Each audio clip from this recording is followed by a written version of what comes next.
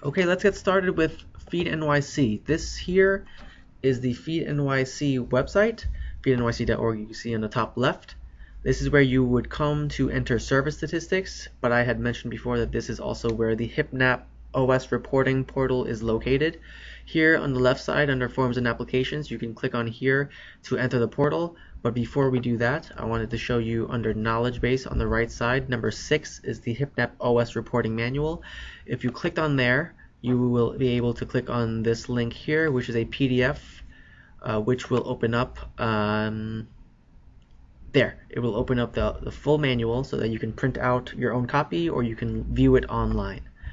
So let's go back to Feed NYC. Let's click on OS Reporting Portal, and it will take you to this page here. It asks you for your email address and your password.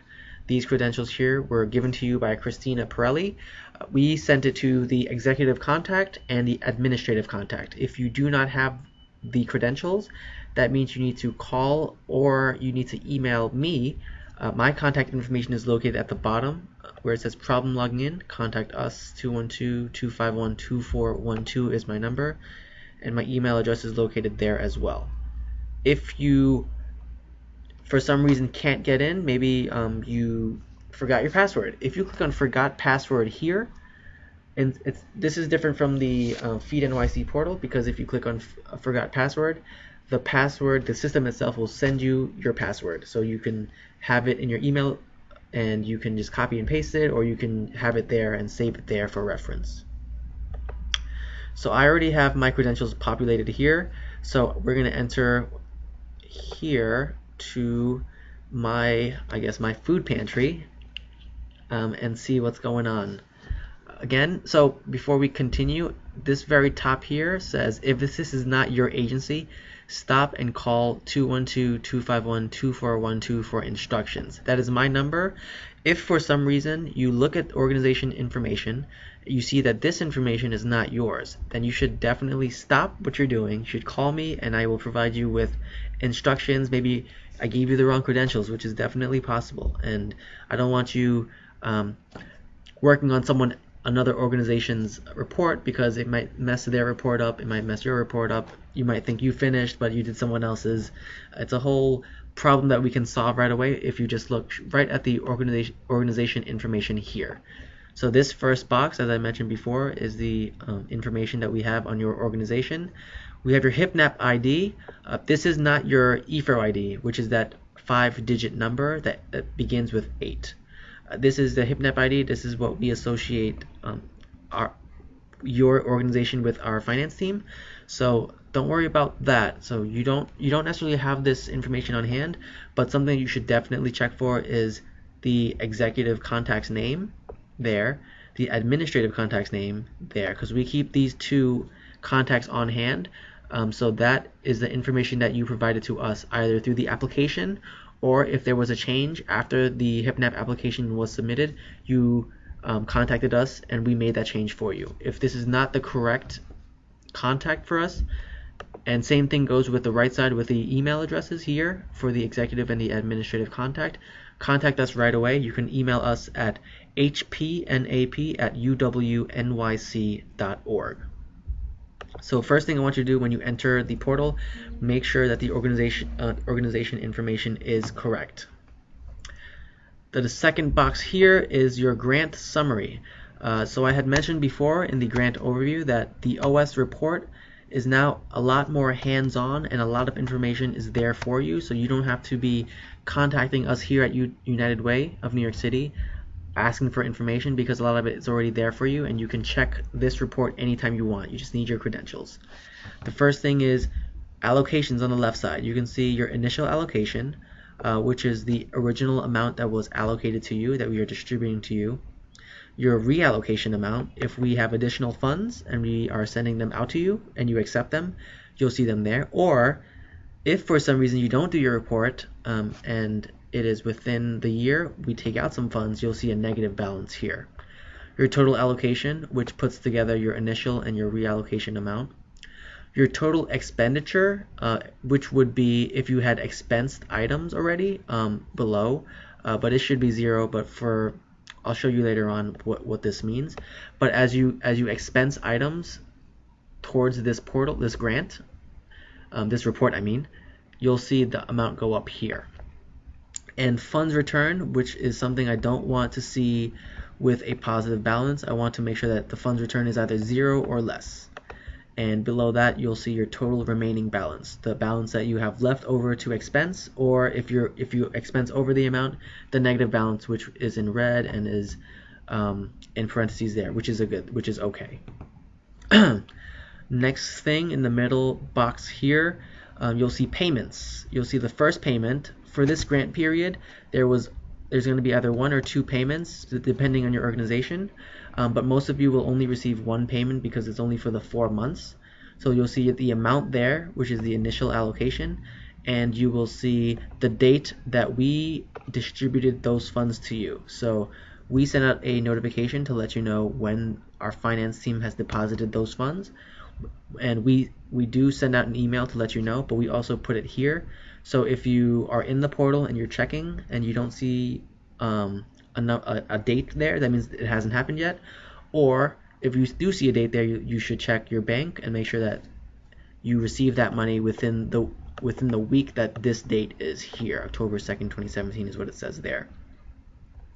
If this was a normal fiscal year, you would get a second payment. So the first payment would be your first half, the second payment would be your second half, and a third payment is the possibility that you receive additional funds based on if you report on time and if there are funds left over from organizations that did not complete their report.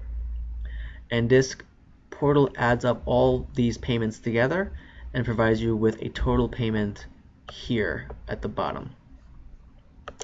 And on the right side, reports, you'll see, let me move this over, the interim report due date, which is November 30th, 2017 for this grant period, the status of your report. So I submitted this already. However, if you did not submit it, it will be either open, it will be either in progress, or it will be submitted or approved. So there's 4 different statuses it can be. If it's open, that means you haven't touched it yet, so you need to get on it. If it says that it is in progress, that means you started working on it, but you have not submitted your report yet. If it says submitted, which it says here, that means you finished your report, you've submitted it, and you're waiting for me here at United Way or Christina Pirelli here at United Way to go over your report and make sure it's correct. And if it is correct, it will say approved. You get a notification once it is approved, or if it's not correct and we send it back to you for modifications, then it will say in progress again, and you'll be notified about what you need to fix and what you need to do. For this grant period, once we approve it, you'll have an approved date here. There is no final report for this grant period because it's only 4 months, so there will be only 1 interim report. So you can, for now, you can ignore these last 3 rows because there is no final report for you to do. And on the bottom of the screen, you will see report summary. Most of you chose 2 categories, but you could have chosen 1 or 2 categories in the OS portion of the HipNap application. And so you could have chosen food, service, paper products, and utilities, or you could have chosen transport and staff. Because this is a dummy account for us to show you the reporting portal, I have all 5 categories here. So in the report summary, you'll see your 1 or 2 categories. You'll see the initial allocation that is distributed to each. So the allocation is based on what you put in your application. So you requested a certain amount and you requested that amount for each category. So if you split it 50%, you'll have $100 and $100. If you split it 60-40, it'll be 60-40. So this is based on what you had put in your application. Reallocation amount is if you receive extra funds or we're taking funds away. Total allocation adds up those funds. And then remaining balance here shows how much is left over after you started expensing things towards each category. And you're only worrying about this part here, interim report, where you are reporting for the 2 categories, and here it shows how much you reported, if I haven't said that already. So before we continue with the next portion where I go over each of the categories, I just want to let you know that here on the bottom of each report, you'll see a print button and you'll see a submit button. If you haven't submitted your report yet and everything is in, you'll be able to click here. See, it's in Ghost right now. I can't click on it because it's not complete yet. But you should always print your report first before you submit. And before I conclude this portion of the webinar, I just wanted to let you know that these allocations towards the 2 categories that you chose are only guidelines. You can choose how you spend those funds based on the 2 categories. So even though it says $100 for FSP here and $100 for transport, I can put a full $200 in one category if I wanted, and I didn't want to put any in transport. Because we know that things change within each organization. If for some reason you don't need transport anymore because someone is volunteering to drive items, food items from a place to your pantry, you can spend all that money on FSP, and that is fine. So these are just guidelines. These are not strict. However, you do need to spend it within the 2 categories you chose, or you can let me know and we can work on adding an additional category or changing one of your categories. And we'll need the budget modification form for that.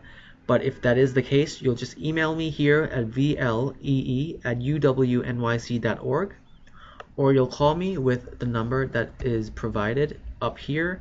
It's 212-251-2412, and we can work on changing one of those categories to make sure that you all report your expenses on time and efficiently.